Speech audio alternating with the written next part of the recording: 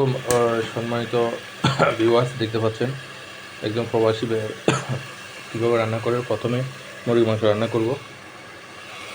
প্রথমে এগুলোকে অনেকগুলো পেঁয়াজ কাটলাম, কাটার পরে এগুলো তেলের মধ্যে অনেকক্ষণ সিদ্ধ করব। সিদ্ধ করার পরে মাংসগুলো দিয়ে দিব। এখানে মাংসগুলো দিয়ে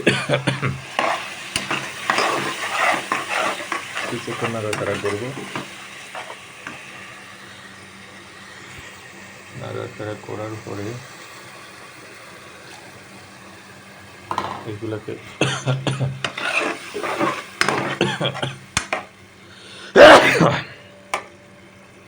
একটু অনেকক্ষণ নাড়াচাড়া করতে হবে। নাড়াচাড়া করার